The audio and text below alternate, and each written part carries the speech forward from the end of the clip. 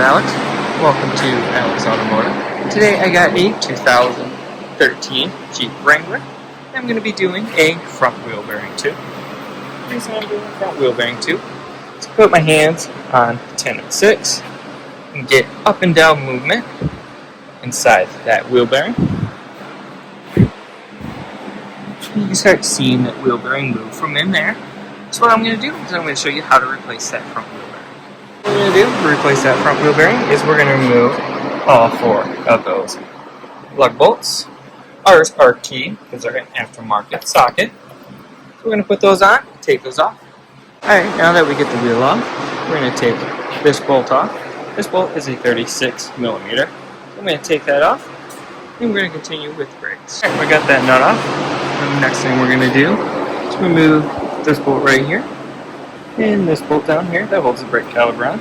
That is a 21 millimeter. So we're going to get that removed, get this caliper hung up out of the way, and we're going to take the rotor off. Alright, now that we got that rotor off, we got 3 14 millimeter 12-point bolts that hold this bearing on. So I do recommend, if you live in the rust belt, spray those bolts down with a little bit of penetrating fluid and help them get them off. Other thing you can also do is you can wire brush those bolts, knock the dirt off, and get them out. I'm using a 14 with a 3, kind of like a 3-inch extension to get it up through there. Pass that knuckle a little bit so I can get it off. So I'm going to remove these and show you how to get the wheel bearing out. We got the 3 bolts out. I did misspoke. That is a 13 millimeter. So what I did was I hammered the socket just a little bit on the bolt, just to make sure I didn't cross thread while it was coming out. So now that we got that off, what I like to do is take a hammer and just kind of hit around here to break the rust off and get it popped off from the knuckle. The other thing you can do is you got the wheel speed sensor. You start unpopping it from the clips that are holding it. And since I got extended brake lines, I'm going to have to cut the zip ties going all the way up to where it connects to the Jeep. So I'm going to get that sensor down, get this bearing off. Alright, so we got the wheel bearing off, hit it around, popped it out. Just going to, when you pop it out, make sure it slides off your axle shaft.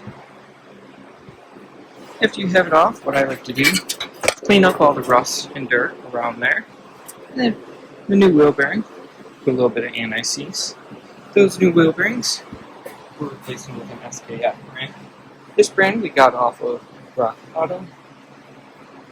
We're replacing both driver and passenger side today. What I'm going to do is I'm going to clean these up. And I'll show you how to put it back together. Thank you for watching so far. Alright, just like that, we got a little bit of anti-seize around that bearing. Also a little bit of anti-seize on the axle shaft. So what we're going to do is we're going to line that sensor up with that hole. I'm going to slide that wheel bearing in. Make sure you got that brake shield on right, because you can't put it on backwards, and then you'll have to take it off, put your caliper on. So we'll put the wheel bearing on. And up, we're going to tighten that down. I do recommend make sure all 3 of these bolts get torqued. And then, after those are on, put your nut on for your axle shaft. Rewire your wiring harness up through there. You can get it through. Or, you can get it down here at my light. It sits kind of up there. The wire that's sitting right here. I do have it off, but that's right where the wheel bearing sits. So you go on the passenger side. You see this piece comes up through here, sits right through there, and runs for that wheel bearing. So I'm going to finish putting it all back together. Hope you enjoyed the video. If you have any questions, please leave a comment. If you liked the video, please leave a like and subscribe.